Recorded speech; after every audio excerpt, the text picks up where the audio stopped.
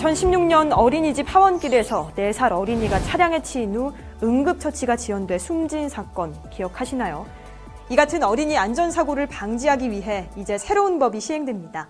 어린이 안전관리에 관한 법률, 약칭 어린이 안전법은 어린이의 생명과 신체에 대한 위험을 예방하고 어린이 안전을 확보하기 위한 사항을 규정하는 법으로 2020년 11월 27일부터 시행됩니다.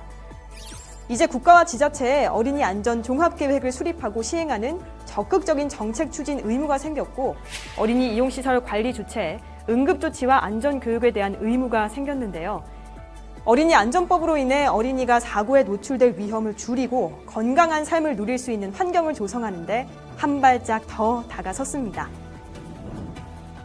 어린이 이용시설 종사자분들이 꼭 알아두셔야 할 내용, 어린이 안전법이 시행되면서 어린이 이용시설 관리 주체 또는 종사자에게 안전사고가 발생했을 때 응급 및 안전 조치를 해야 하는 의무가 생겼습니다. 이런 의무를 갖게 되는 어린이 이용시설에는 어린이집, 유치원, 초등학교, 특수학교, 학원, 아동복지시설 등 어린이 전용 시설뿐 아니라 체육시설과 공연장, 미술관 등 어린이가 자주 이용하는 일반 시설까지 22개 유형의 시설이 포함되어 있는데요.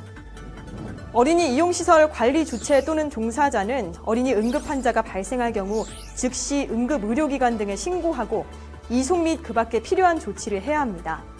또 어린이 이용시설 관리 주체는 응급조치 수칙을 자체적으로 수립해서 해당 시설의 종사자가 숙지하도록 해야 합니다.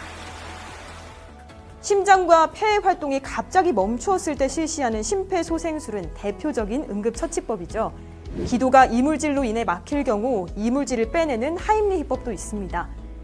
이외에도 어린이 안전사고의 유형에는 타박상, 추락으로 인한 골절, 절단사고, 화상, 약물 및 세제 중독, 경련과 발작 등이 있는데요. 행정안전부가 제작한 어린이 이용시설 응급조치 수칙 가이드라인에는 유형별 응급조치 방법이 나와 있습니다. 시설에서는 이 가이드라인을 토대로 발생 빈도가 높은 응급 상황 등을 적절히 반영해 자체 응급수칙을 만드시기 바랍니다. 한편 어린이 이용시설 관리 주체 또는 종사자는 응급 상황은 아니지만 직무와 관련해 안전사고 위험을 알게 된 경우 지자체 신고 및 위험으로부터 어린이를 보호하는 조치를 해야 합니다. 이때 신고자는 공익신고자로 보호됩니다.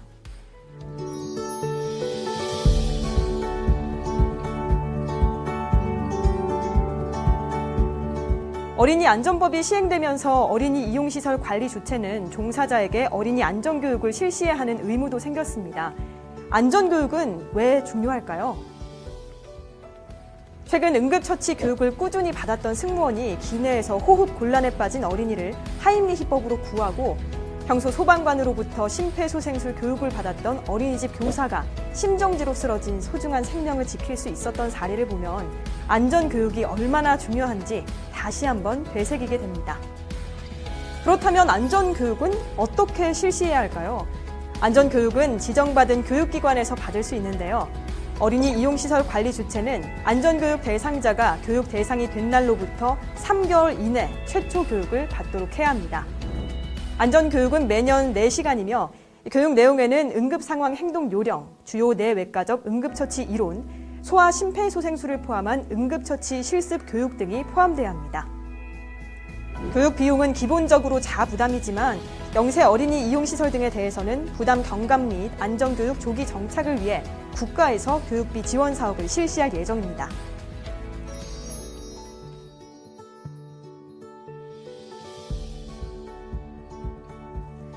마지막으로 어린이 안전법에 관해 자주 묻는 질문들을 살펴볼까요? 첫째, 응급조치 수칙에는 어떤 내용이 들어가 있어야 하나요? 수칙에는 어린이 응급환자의 판별 방법, 어린이 응급환자의 이송 절차 등 필요한 조치의 방법 및 절차가 포함돼야 합니다. 행정안전부에서 제작한 어린이 이용시설 응급조치 수칙 가이드라인을 참고해서 시설의 실정에 맞는 응급조치 수칙을 제작하시면 됩니다. 둘째, 안전교육을 실시하는 지정받은 교육기관은 어떻게 확인할 수 있나요? 행정안전부는 전문 인력과 시설, 장비 등을 갖춘 기관을 안전교육 전문기관으로 지정하고 그 현황을 행정안전부 홈페이지에 게재할 예정입니다. 11월 27일부터 시행하는 어린이 안전법, 안전교육 의무화로 아이들의 소중한 생명을 지킵니다. 어린이 안전법이 정착될 수 있도록 어린이 이용시설 종사자분들의 적극적인 참여와 국민 여러분의 관심을 부탁드립니다.